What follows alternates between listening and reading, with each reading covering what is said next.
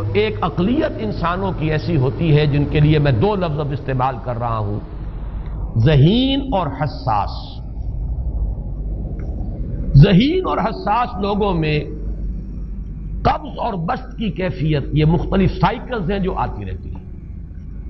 کبھی طبیعت میں پشمردگی ہے، دل بجھا ہوا سا ہے، کچھ نا امیدی سی ہے، خود اپنے اوپر اعتماد کی کمی محسوس ہو رہی ہے، مجھ میں صلاحیت نہیں ہے، میں کچھ نہیں کر سکتا، اب تک جو کچھ کیا اس کا بھی ہے، امنگ بھی ہے، امید بھی ہے، روشن پہلو نظر آ رہے ہیں۔ قبض کی کیفیت میں تاریک پہلو نظر آتے ہیں، مایوسی کے پہلو نظر آتے ہیں، پیسیمزم کی کیفیت، اور یہ جو بسط کی کیفیت ہے اس میں روشن پہلو۔ دیکھو یہ بھی تو ہے نا، آخر یہ بھی تو ہوا ہے اور بھی ہو سکتا ہے، آخر اب تک میں نے یہ کام بھی تو کر لیا، آگے بھی مشکل آسان ہو سکتی ہے۔ یہ دو کیفیات ہیں قبض اور بسط کی، جن کو کہ صوفیاء کرام نے یہ اصطلاحات، یہ عنوان دیے، قبض اور بسط۔ جتنی انسان کے اندر حساسیت کی کیفیت زیادہ ہوگی، ذہانت زیادہ ہوگی، اتنا ہی یہ جو ویوز ہیں اس کی ایمپلیٹیوڈ زیادہ ہوتی ہے۔ کم ذہین انسان ہے، کم حساس ہے، آئیں گے تو صحیح ہے، لیکن یہ کہ وہ ویو جو ہے اس کا ایمپلیٹیوڈ جو ہے اس کے اندر اوپر اور نیچے کی کیفیت زیادہ نہیں ہوگی۔ لیکن جتنا یہ معاملہ بڑھتا ہے یہ جو ویو ہے اس کے ایمپلیٹیوڈ بڑھتا چلا جاتا ہے۔ لیکن نارمل انسان کا معاملہ یہ ہے کہ یہ حدود کے اندر رہے، اسی کی ایک کیفیت جو ہے ایب نارمل جب ہو جاتا ہے، یہی ہے جو جدید ہماری جو سائیکولوجیکل میڈیسن ہے اس میں اسے مینیکس ڈپریسو سائیکوسس کہا جاتا ہے۔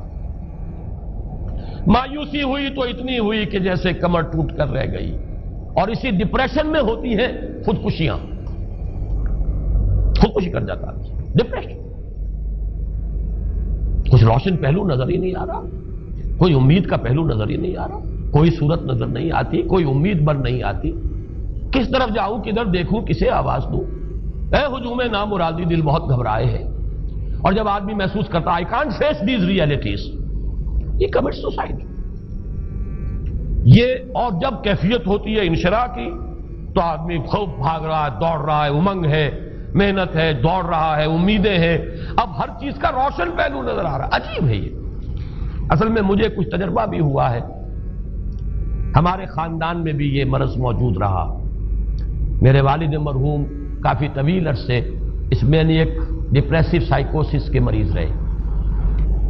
کچھ ہوتا ہے یہ معاملہ، ویسے بھی شاید ہمارا خاندان جو ہے اس کیٹیگری میں آتا ہے جس میں ذہانت نسبتاً کچھ زیادہ ہے، حساسیت بھی نسبتاً کچھ زیادہ ہے۔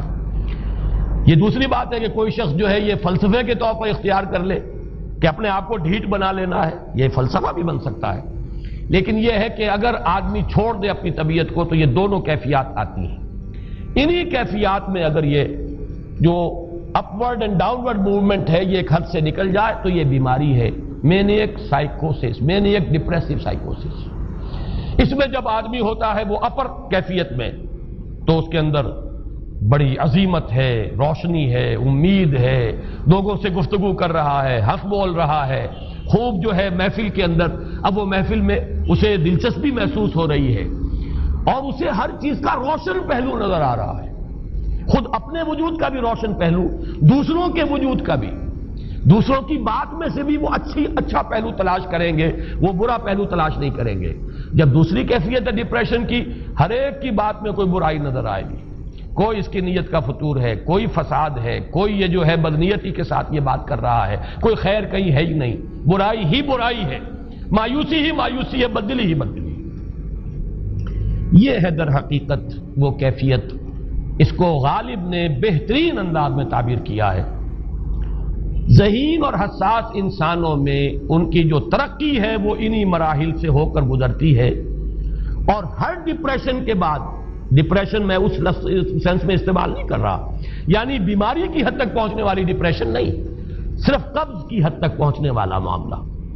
ہر قبض کے بعد جب بسط آتا ہے تو آگے ترقی ہوتی ہے، جس کو آپ کہتے ہیں بائی لیپس اینڈ باؤنڈس، آدمی جو ہے چھلانگ لگاتا ہے، گویا کہ ایک درجہ جو پہلے تھا اس سے آگے درجہ انسان کا جو ہے اس سے بلند تر پوزیشن پر انسان پہنچتا ہے. ہر قبض کے بعد جو نیا بست آتا ہے وہ ایک نئی کیفیت، نئی شان، نئی بلندی، نئی رفعت لے کر آتا ہے. اس کو غالب نے تعبیر کیا ہے بہت خوبصورت انداز ہے. رکتی ہے میری طبع تو ہوتی ہے رواں اور. یعنی شاعر بھی کبھی ایسا وقت آتا ہے شعر جو ہے وہ اس پر نازل ہی نہیں ہو رہا، شعر نہیں کہہ پا رہا، طبیعت میں رکاوٹ سی ہے، بندش سی ہو گئی ہے، کوئی کلام موضوع ہو ہی نہیں رہا. لیکن پھر جب یہ کیفیت جو ہے بدلتی ہے اور جب پھر بست کی کیفیت آتی ہے، رکتی ہے میری طبع تو ہوتی ہے رواں اور، پھر اس کے اندر ایک جولانی نئی ایک کیفیت جو ہے انشراح کی، وہ ایک بالکل نئی کیفیت، نئی شان کے ساتھ. یہ ہے وہ معاملہ جو ان آیات مبارکہ کے پس منظر میں ہے.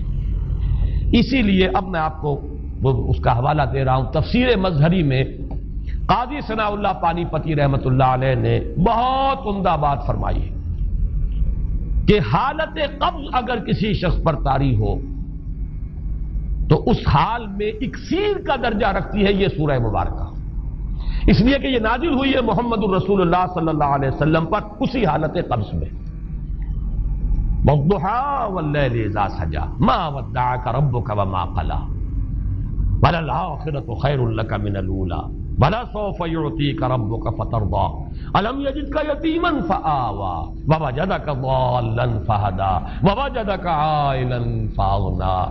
یہ تمام آیات اب معلوم ہوگا کہ جیسے موتی پروئے ہوئے.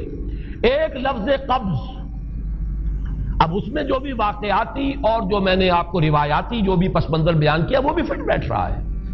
وہ خودکشی کا معاملہ بھی آ گیا، اس میں فٹ بیٹھ رہا ہے کہ بخاری شریف میں روایت موجود ہے کہ حضور فرماتے ہیں کہ میری طبیعت پر اس درجے اضطراب تھا، اتنی کیفیت جو ہے میری تشویش کی تھی کہ میرے دل میں بار بار خیال آتا تھا کہ پہاڑ پر چڑھ کر اپنے آپ کو نیچے گرا دوں. یہ سارے معاملات اب آپ کو محسوس ہوگا جیسے تمام کڑیاں جو ہے وہ جڑ گئی، جیسے رات کو اب آپ اٹھ نہیں پا رہے، اضمحلال ہے، اعصابی جو ہے اعصاب اس درجے متاثر ہو چکے ہیں.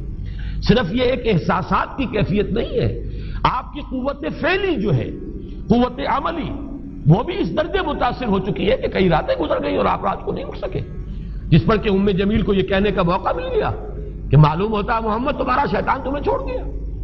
اب یہ جملہ اپنی جگہ پر اس کی کاٹ ہے یقیناً، اس سے یضیق صدروں کا بما یقولون، لیکن وہ کیفیت جس کی وجہ سے یہ جملہ آیا ہے اس پر نگاہ دوڑائیے، اس پر نگاہ کو مرکوز کریں گے تو معلوم ہوگا ایک لفظ قبض، یہ قبض کی ایک کیفیت تھی.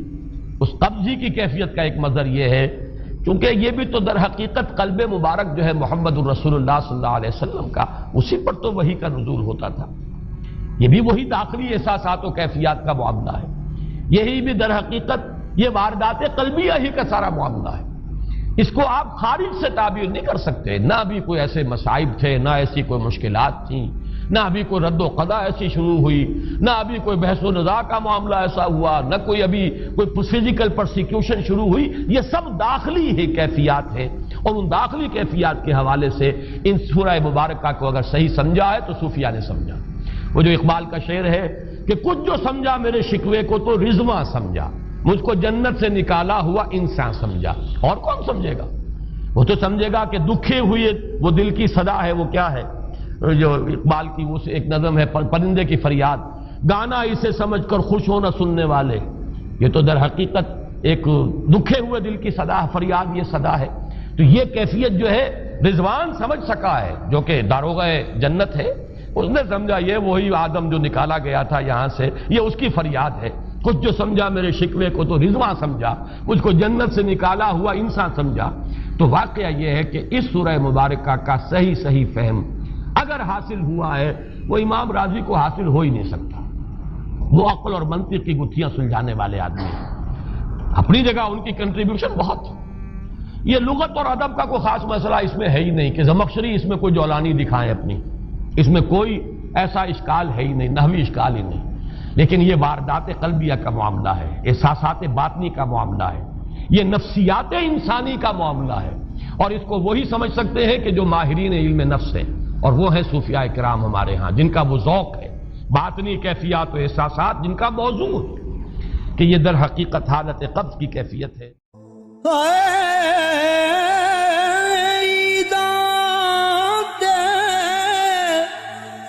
شب راتاں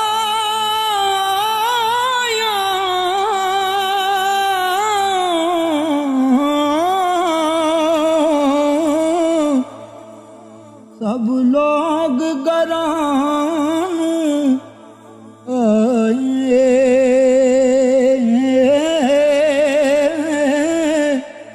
او نہیں آئے او پرت محمد جو آپ ہتھیں دفنائے